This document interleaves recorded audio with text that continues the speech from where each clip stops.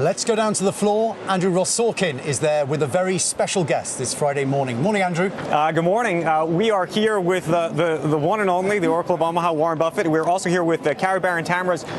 You're here for the 50th anniversary of Business Wire, so congratulations to you, Kathy. Thank you so much. I want to get to you in a second and this anniversary, but I also want to get to buybacks, which were in the news this week. You just announced it. Why do it now? I think there's a big question. Buffett watchers who've seen you over many years, you have not always liked buybacks. So what is it about what's going on right now? Price to value. I mean, the only time to do buybacks, in my view, is when you think your stock is selling well below its intrinsic business value. And we've talked about that in many annual reports over the years, and we haven't had very many opportunities to do it. Now we think that... Okay, so you've instituted the program, but the big question that viewers want to know is, have you actually started buying yet? We actually have. You have started buying yet? Okay. Yeah. And how much can we expect for you to buy? I know you said that you wanted to keep a $20 billion kitty at all times. You have about $40 billion on hand right now. Yeah. Well, we don't have quite that much, but the cheaper it is, the more aggressive generally we will be in terms of buying. It's just like buying any other stock. And how much have you bought so far? We only got the paperwork done yesterday. Okay.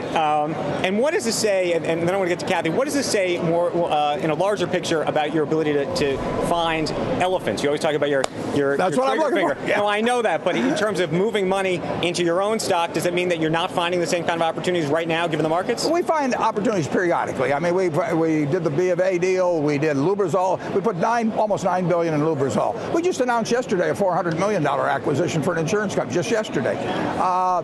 We bought, in the last quarter, the current quarter, we bought net $4 billion of common equities, which was similar to the total amount we bought in the first half. The cheaper stocks get, the better I like to buy them, whether it's our stock or somebody else's. So we should still see you make a big deal. And this is not, the buyback is not an announcement that you're taking money into your own stock. No. Okay. Kathy, Mr. Buffett bought your company in 2006.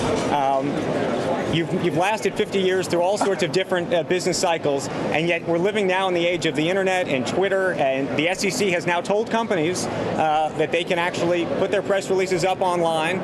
What do you do to defend your business and, frankly, to grow your business in this environment? Well, actually, our business is growing in this environment.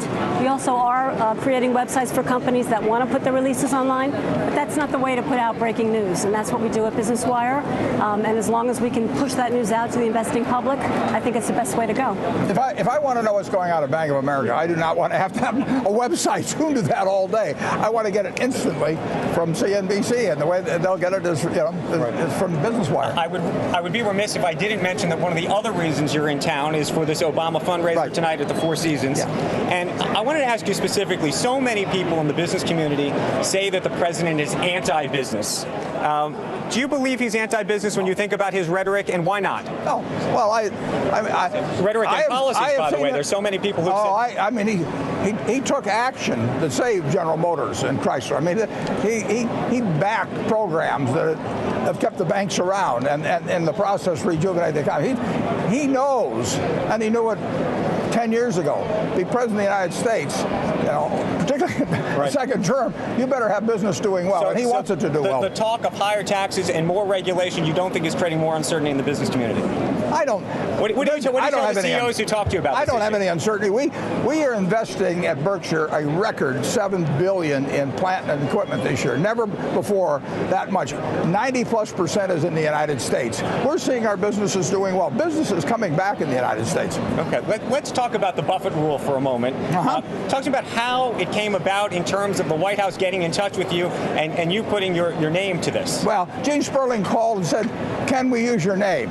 And I said yes. Are you happy you said yes? Sure. I mean, I wrote about it. But are you happy with the way it's been described? Is the program that the White House has presented $1 million and over your program? Well, the precise program, which will... I don't know what their program will be. My program would be on the very high incomes that are taxed very low, not just high incomes. Okay. Somebody like make a $50 million a year playing baseball, his taxes won't change. Make $50 million a year appearing on television, his income won't change. But if they make a lot of money and they pay a very low tax rate, like me, it would be changed by a minimum tax that would only bring them up to what the other people pay. Okay, so does that mean that you disagree with the president's new jobs proposal, which would be paid for by raising raising taxes on households with incomes of over $250,000. That's another program that I won't be discussing. But my program is to have a tax on ultra-rich people who are paying very low tax rates, not just ultra-rich people. And it would probably apply to 50,000 people in a population of 310 Okay, million. But that means you disagree with the president on the 250,000. No. You may disagree with him. I don't know. I'm asking you, so you agree the $250,000 is the right number? I will look at the overall plan that gets submitted to Congress and which they are voting on and decide net, do I like it or do I not like it? There's no question there will be parts I'll disagree with. Just and are you a supporter of his jobs program right now? I am a supporter of the action he's trying to get the Congress to join him in taking to really do something rather than sit there and go in different directions. But you agree with all the details or no? Oh, I haven't looked at all the details. Okay, fair enough. Kathy, one of the conversations that we have always about Berkshire is succession. It is an issue. And as someone who understands the culture of this company so well and what Mr. Buffett has done for it, I'm curious if you could pick his successor, what kind of person would it be? Who would it be? Well, I don't want to think about it. Since you're making me think about it, he's irreplaceable in terms of who he is. I think I'm not privy to what's going on. That's at the board level. But it's got to be somebody that knows how to motivate people, because the one thing that Warren Buffett does, not better than anything else, because he's the capital allocator. Can the culture remain the same? Yes, because there are so many people throughout the organization that live and breathe the culture that Warren has created, and it's infectious. I feel it myself after 5.5 years in the company. The culture will go on. Right. Now, you recently hired Ted Welschler to be one of your investment managers. Right. Some people have speculated he actually could ultimately be a CEO. He's not just been an investment manager, but also an investment banker and has worked in corporate America. How should we think about him? We got a lot of talent.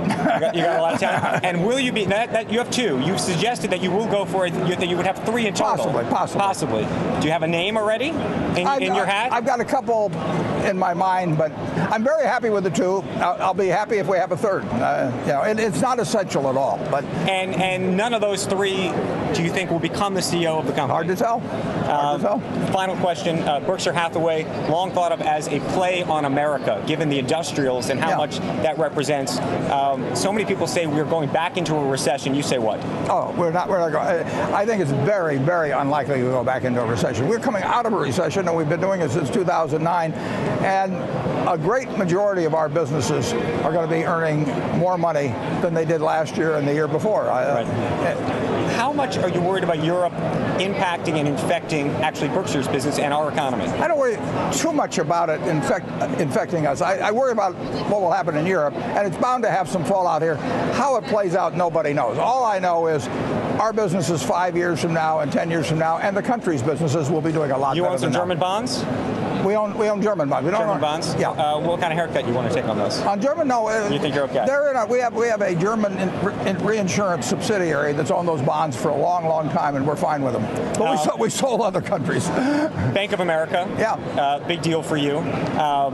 Brian Moynihan, since you made your investment, a lot of things have happened there. Did you expect those things to happen the way they have in terms of layoffs and everything else? I expected him to clean up a lot of the problems from the past, and they're going to take a long time to clean up. I mean, 2 years from now and 3 years from now, you'll still see some headlines. And your bet is that the company not only survives but thrives, or you're just making a bet that it sticks around and you're going to get your dividend? It's a great underlying business. It's a fabulous underlying business, but it's got a lot of problems from the past. Brian didn't create those. He has to clean up the mess. But I've been in those kind of situations before. Fair enough. Warren, thank you so much. Okay, thank you. Kathy, congratulations on 50 years. Let's hope there's 50 more.